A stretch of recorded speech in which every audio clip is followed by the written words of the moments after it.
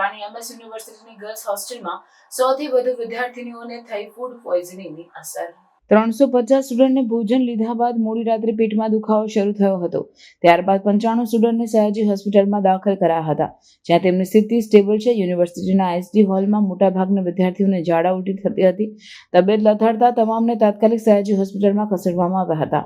95 વિદ્યાર્થીઓને સયાજી હોસ્પિટલના વિવિધ વોર્ડમાં દાખલ કરવામાં આવ્યા છે। ઉલ્લેખનીય છે કે ખીર, પનીર અને દાળ ભાત જમ્યા બાદ 350 વિદ્યાર્થીનીને મોડી રાત્રે પેટમાં દુખાવો શરૂ થયો હતો।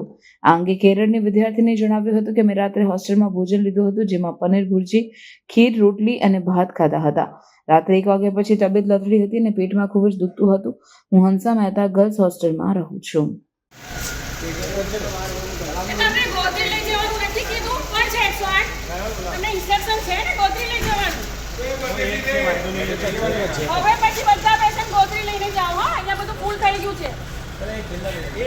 ગોત્રી જોડે વાત થઈ ગઈ છે, ત્યાં લઈને જજો પ્લીઝ। અત્યારે બધા વોર્ડ ફૂલ થઈ ગયા છે।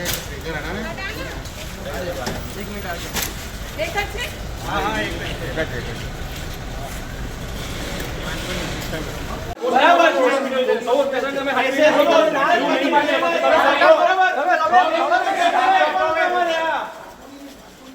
તમે સરકાર અમારા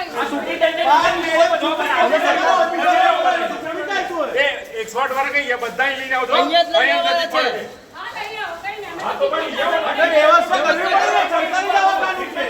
ટ્રીટમેન્ટ કરજો ના કે તમે મેડમ સાચી વાત છે, પણ એમાં મધ્ય ગુજરાતની સૌથી મોટી હોસ્પિટલ છે।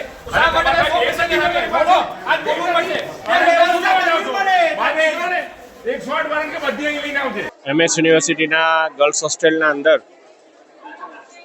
ગઈકાલે રાત્રે ભોજન કર્યા બાદ અડધી રાત્રે આપણા દીકરીઓને, બહેનોને પેટમાં દુખાવાની અને ઉલટીની ફરિયાદ આવી।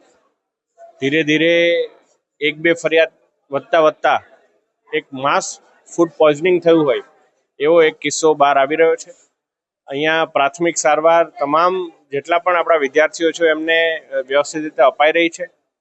અને હવે જો માની લો કે હજુ વધારે કોઈ પેશન્ટ એવા ટર્ન આઉટ થાય કે એમને પણ વધારે આ પ્રકારના પ્રોબ્લેમ છે તો ગોત્રી હોસ્પિટલને પણ આ બાબતે જાણ કરવામાં આવી છે। એટલે એવું ના થાય કે એક સાથે એક જ જગ્યા પર વધારે પેશન્ટ આવે અને એની સારવારમાં મળવામાં એમને કોઈ પ્રકારનું કોમ્પ્રોમાઇઝ ફેસ કરવાનો સમય આવે। એના બદલે GMERSમાં પણ કહી દીધું છે, ત્યાં પણ હવે કોઈ નવા પેશન્ટ આવશે તો ત્યાં પણ એમને શિફ્ટ કરવામાં આવશે।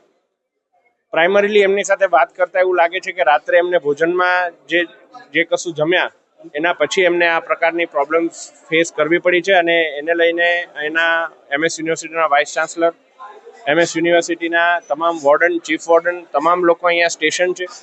અને અહીંયા વડોદરામાં વસતા એક વિદ્યાર્થી એ અમારા વિદ્યાર્થી છે। એમની સેફટી, એમની કાળજી એ યોગ્ય રીતે લેવાય એ બાબતની સૂચના વહીવટી તંત્રને પણ આપવામાં આવેલી છે। ઘણા પેશન્ટ્સ એવા પણ છે, 7-8 જેટલા પેશન્ટ્સ એવા છે કે જે સારવાર લઈને પરત હોસ્ટેલ પણ જતા રહ્યા છે। એટલે હું માનું છું કે થોડા કલાકોમાં આ સ્થિતિ સામાન્ય થશે અને MS યુનિવર્સિટી પોતે પણ આ વિષય કઈ રીતે બન્યો એ બાબતે પણ ઊંડાણપૂર્વક તપાસ કરશે। આની પહેલા પણ ફૂડને લઈને ઘણા બધા સવાલો ઉભા થયા છે। આ વખતે પણ ફરીથી આ સવાલ ઉભો થયો છે અને આ મોટા પાયે ફૂડ પોઈઝનિંગનો મામલો સામે આવ્યો છે। જે હું ચોક્કસ માનું છું કે જ્યારે એવા જે માસ કુકિંગ જ્યાં પણ થતું હોય ત્યાં ખાસ કરીને વરસાદમાં હાઇજીનના અમુક પેરામીટર્સ આપણે ધ્યાનમાં રાખવા જોઈએ। અને એ જ બાબતે મેં MS યુનિવર્સિટીના ચીફ વોર્ડનશ્રી અને વાઇસ ચાન્સલર સાથે પણ ચર્ચા કરી છે। તેઓ આ બાબતે ખૂબ જ ગંભીર છે અને યોગ્ય તપાસ કરી અને જે કોઈ પણ નિર્ણય લેવાનો હશે મને વિશ્વાસ છે કે MS યુનિવર્સિટીના સત્તાધીશો એ નિર્ણય લેશે।